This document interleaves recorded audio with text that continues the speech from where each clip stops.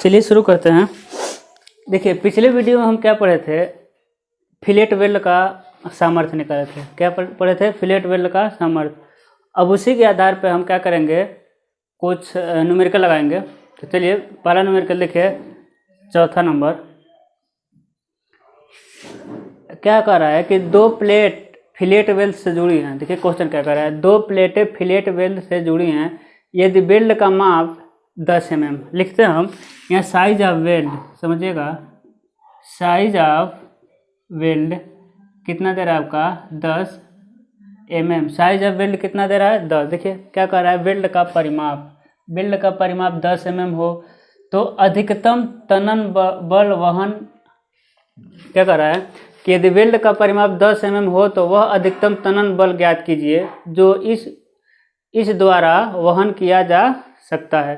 अनुगेय तनन प्रतिबल 150 और अपरूपण समझ लीजिए, यानी EFT कितना दे रहा है आपका 150 न्यूटन प्रति mm स्क्वायर, और FS क्या दे रहा है 110 न्यूटन प्रति mm स्क्वायर। यानी तनन प्रतिबल 150 और कर्तन प्रतिबल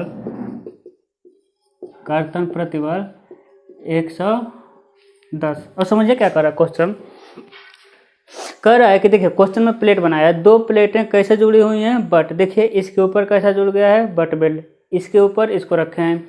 इस प्लेट की चौड़ाई कितना है 70 mm। इस लंबाई में कितना वेल्ड किया गया 90 mm। इधर भी 90 mm। देखिए 90 mm का इधर वेल्ड, 90 mm का इधर वेल्ड। तो ये पूरा जो स्ट्रक्चर है ये कितना बल वहन कर सकता है, तो समझिएगा क्या निकालना है हमको, कितना बल वहन कर सकता है।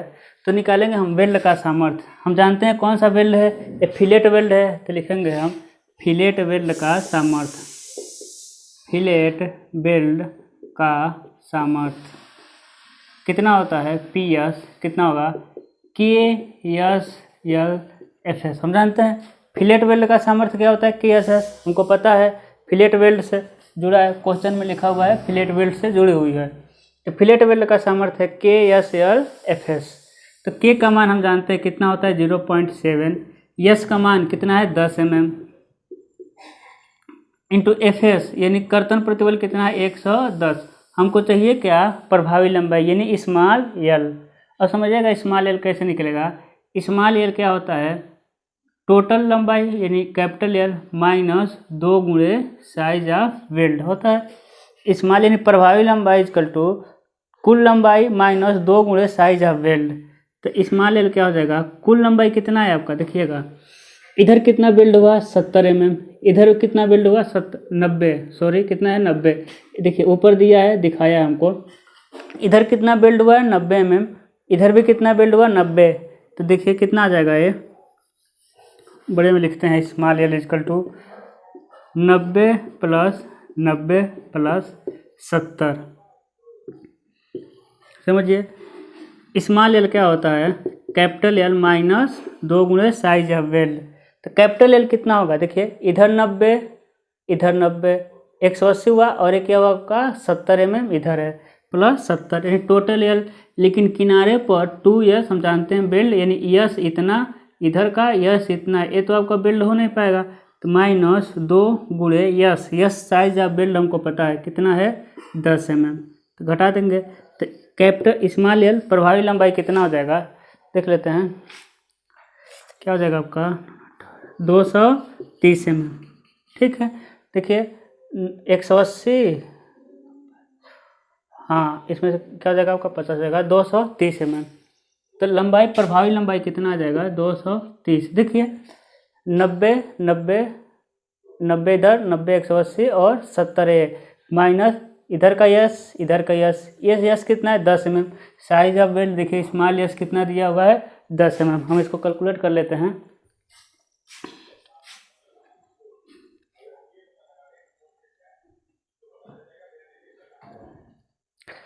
कैलकुलेटर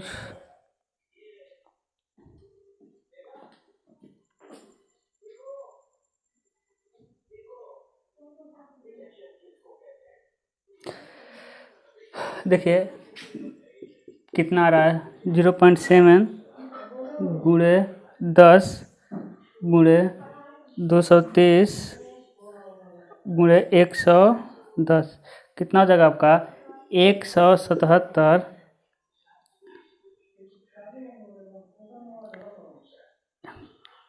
कितना हो जाएगा 177 किलो न्यूटन। यानी बेल्ट का सामर्थ्य देखिएगा, बेल्ट का सामर्थ्य कितना है, फिलेट वेल्ड का सामर्थ्य 177, यानी वो फिलेट वेल्ड कितना लोड वहन करेगा 177 किलो न्यूटन का। उसके पहले हम ये समझेंगे, समझिए जब इस पे पी लोड लगाए हैं तो ये तो बेल्ट का सामर्थ्य है 177। अब हम मान लेते हैं ऐसा है कि प्लेट ही कमज़ोर है, ये जो छोटा वाला प्लेट लगा हुआ है उसी पे तो लोड लग रहा है। मान लेते हैं प्लेट ही कमज़ोर है, ये देखिए प्लेट की चौड़ाई कितना है 70 mm, हम लिख दे रहे हैं 70 mm।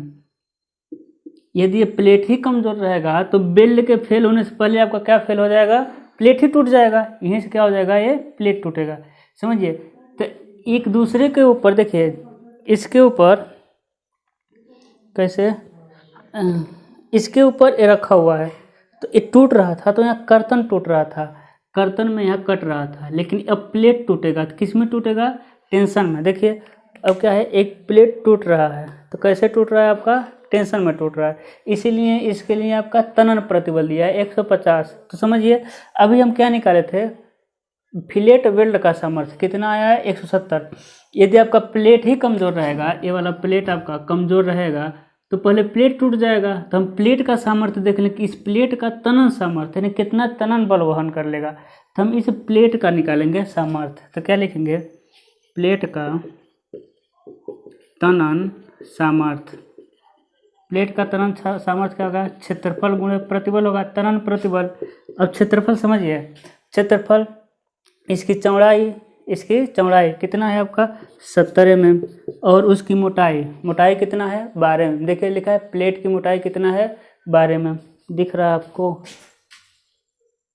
ठीक है।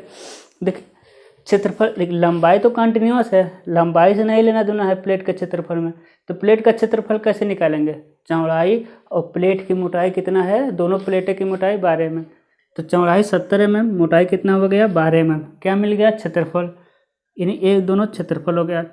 प्रतिबल, तनन प्रतिबल दे रखा है 150 न्यूटन प्रति mm स्क्वायर। कैलकुलेट कर लेते हैं,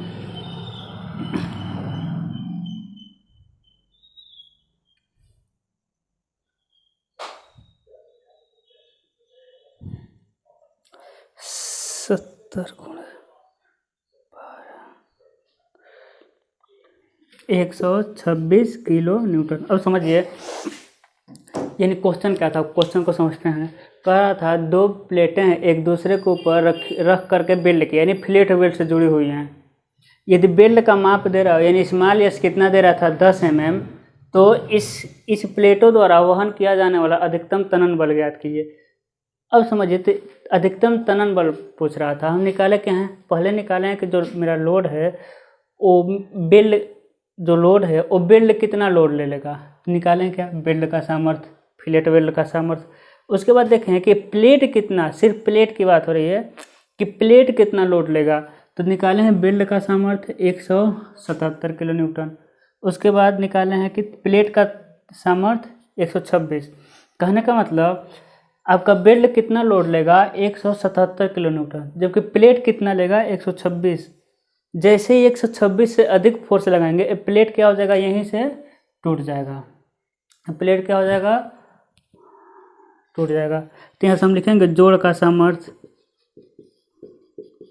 या फिर इसके द्वारा वहन किया जाने वाला अधिकतम बल, कुछ भी लिख दीजिए, जोड़ का सामर्थ्य या फिर स्ट्रक्चर का सामर्थ्य या पूरा ज्वाइंट का सामर्थ्य कितना हो जाएगा 126 किलो न्यूटन।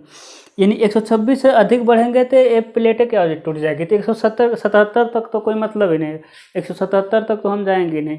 तो इसके द्वारा इस स्ट्रक्चर द्वारा लिया जाने वाला अधिकतम तनन बल कितना हो जाएगा 126 किलो न्यूटन। अब अगला क्वेश्चन करेंगे हम, क्वेश्चन नंबर 5। चलिए शुरू करते हैं क्वेश्चन नंबर 5। देखिए क्वेश्चन क्या कर रहा है, कह रहा है एक 120 गुणे 12 mm चपटी पत्ती को एक अन्य 160 गुणे 12 mm चपटी पत्ती के साथ फिलेट जोड़ द्वारा जोड़ना है। कौन सा जोड़ जोड़ना है, देखिए कौन सा जोड़ आपका, फिलेट जोड़, ठीक है, फिलेट जोड़ द्वारा जोड़ा गया है। इसके लिए 10 mm फिलेट वेल्ड की लंबाई तथा प्रत्येक पार्श्व वेल्ड की आवश्यक लंबाई ज्ञात कीजिए। जोड़ की तनन क्षमता पतली प्लेट की तनन क्षमता के समान लीजिए। अनुज्ञेय तनन प्रतिबल दे रहा है और कर्तन प्रतिबल दे रहा है। पहले हम फिगर बनाते हैं, समझिएगा। एक कह रहा है 120 × 12 mm, समझिए, यानी इसकी चौड़ाई कितना दे रहा है, 120 mm। लंबाइयाँ नहीं देती हैं इनकी, सब कंटिन्यूअस रहता है, ठीक है। 120 × 12 mm चपटी पत्ती को 160 × 12 mm चपटी पत्ती के साथ लैप जोड़, हम देखिएगा अब 160 × 20 ऐसा आएगा, ठीक है, समझिए। यानी इसकी चौड़ाई कितनी होगी, 160 mm। समझ पा रहे होंगे। देखिए 160 × 12 mm, यानी सबकी प्लेट की मोटाई कितना मिल गया, प्लेट की मोटाई आपको प्लान से दिखेगा नहीं, मिल गया आपका 12 mm। यानी समझिए एक ऐसा है, समझिए आपको समझा तो देखिए एक कितना हो गया, देखिए 160 × 12, यानी इसकी मोटाई कितनी है, 160, यानी इसकी चौड़ाई कितनी हुई, 160, मोटाई 12। इसके ऊपर एक हम और प्लेट को रखे हैं जिसकी लंबाई कितनी है, 120, और मोटाई दोनों का समान ही है, तो देखिए सेम ऐसा ही दिख रहा है, ठीक है। अब क्या करना है, हमको वेल्ड जोड़ करना है। तो अब बिल्डिंग कहाँ कहाँ कर सकते हैं, आप समझिए, ऐसा है तो बिल्डिंग कहाँ करेंगे, यहाँ बिल्ड करेंगे, यहाँ करेंगे और यहाँ करेंगे, यही तो वेल्ड करेंगे। देखिए कहाँ करेंगे हम वेल्ड, यहाँ करेंगे, यहाँ फिर और यहाँ, ठीक है। देखिए यहाँ वेल्ड करेंगे, यहाँ और यहाँ, तो चलिए कर देते हैं वेल्ड। देखिए यहाँ वेल्ड कर रहे हैं,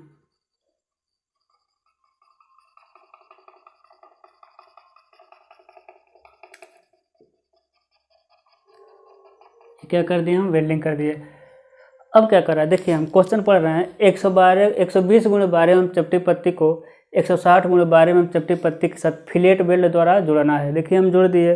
कह रहा है कि इसके लिए 10 mm फिलेट वेल्ड की, यानी size of fillet weld, size of weld यानी स्मॉल एस कितना दे रहा है आपका, 10 mm दे रहा है। कह रहा है कि 10 mm फिलेट वेल्ड के लिए लंबाई तथा आवश्यक पार्श्व लंबाइयाँ ज्ञात करिए। उसके बाद कह रहा है कि जोड़ की तनन क्षमता पतली प्लेट की तनन क्षमता के समान मानना। अब समझिएगा, अब इधर क्या लगा दे रहे हैं हम, फोर्स लगा दे रहे हैं P। इसके लिए हमको क्या ज्ञात करना पड़ेगा, पिछला क्वेश्चन हम कैसे किए थे कि पत्ती का तनन सामर्थ्य और बेल्ट का सामर्थ्य। इसके लिए हम सबसे पहले निकालेंगे पत्ती का, इस पत्ती का, पतली पत्ती का तनन सामर्थ्य। पतली पत्ती का तनन सामर्थ्य क्या होगा, क्षेत्रफल गुणे प्रतिबल होगा। और पतली पत्ती का क्षेत्रफल कितना है, 120, चौड़ाई 120, मोटाई कितना है आपका 12 mm, दोनों की मोटाइयाँ समान है 12 mm, गुणे प्रतिबल कितना है, तनन प्रतिबल देखिए कितना दे रहा है, 150 mm, रख दीजिए 150, कितना रहा है, कैलकुलेट कर लेते हैं।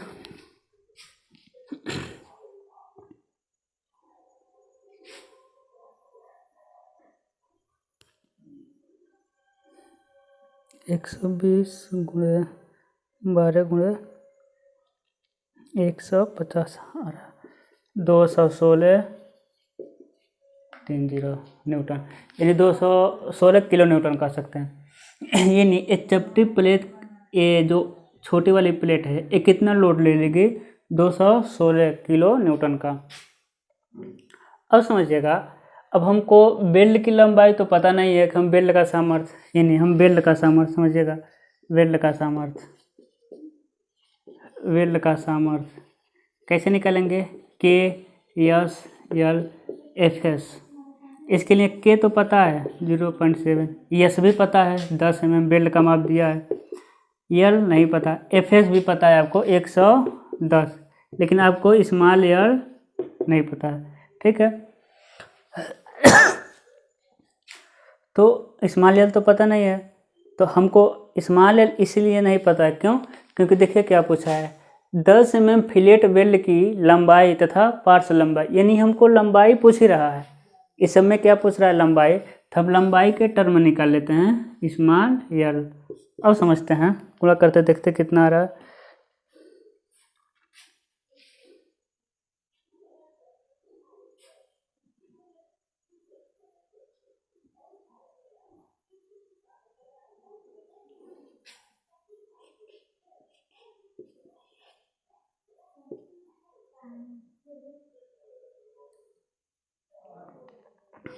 देखिए कितना आ गया आपका, वेल्ड का सामर्थ्य 770 यल। अब समझिएगा, यानी लंबाई आपसे पूछा है तो यल के टर्म में निकालिए, इतना न्यूटन।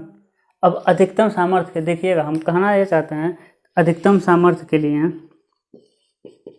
अधिकतम लिखेंगे दक्षता के लिए, अधिकतम दक्षता के लिए क्या करेंगे? वेल्ड का सामर्थ्य, वेल्ड का सामर्थ्य रख देंगे हम प्लेट के तनन सामर्थ्य के बराबर।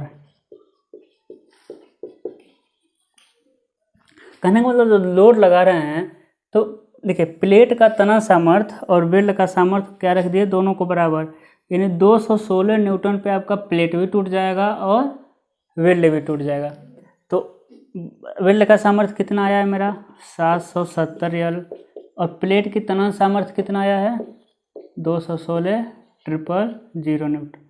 स्मॉल यल कितना मिल जाएगा देख लेते हैं।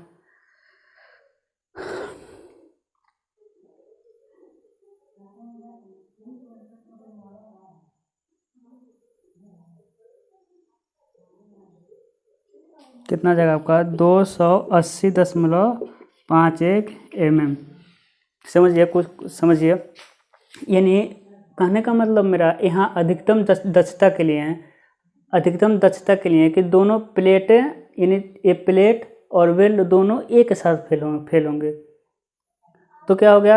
अधिकतम दक्षता के लिए वेल्ड का सामर्थ्य, यानी जो वेल्ड का सामर्थ्य है वो किसके बराबर रख दिए? प्लेट के।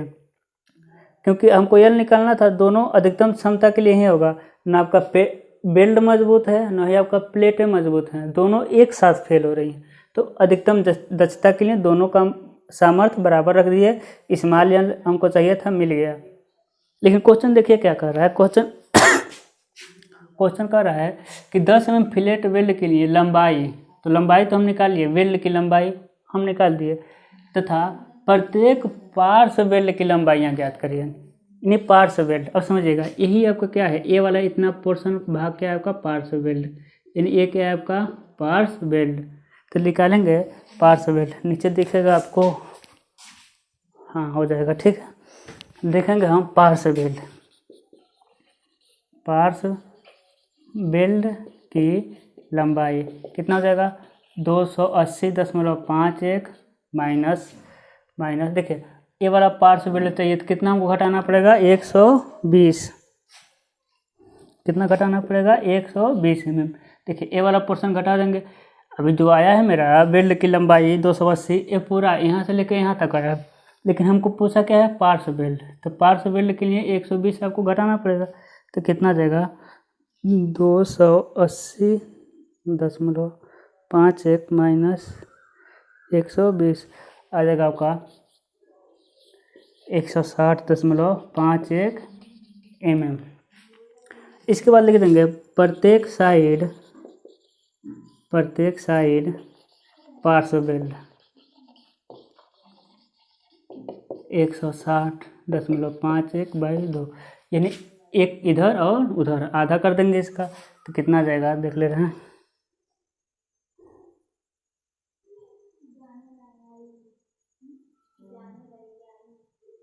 80.25 दिख रहा, ठीक है। तो आपको समझ आया होगा। क्या समझना है कि सबसे पहले हम प्लेट के तनन सामर्थ्य निकालें, क्योंकि हम वेल्ड का तनन सामर्थ्य निकाल नहीं पाएंगे। सबसे पहले प्लेट का तनन सामर्थ्य निकालें, उसके बाद हम क्या किए हैं, प्लेट वेल्ड का सामर्थ्य और प्लेट के तनन सामर्थ्य को बराबर रख दिए, यानी दोनों एक ही लोड पर फेल हो रहा है। कितना? 216 किलो न्यूटन। इससे आ गया आपका स्मॉल यल, प्रभावी लंबाई। लेकिन आपसे पूछ क्या रहा है कि ये तो कुल लंबाई तो निकल गया, लेकिन वो प्रत्येक दिशा में पार्श्व लंबाई पूछ रहा था। तो 120 घटा दिए हम, तो आया है 160.2551। तो 160 वाला का इधर का भी है और इधर का, यानी 160 वाला इधर का भी है और इधर का। इसीलिए क्या किया, प्रत्येक साइड पार्श्व यानी 2 से भाग दे दिए, तो सिर्फ एक साइड, यानी एक साइड में कितना है 80.25।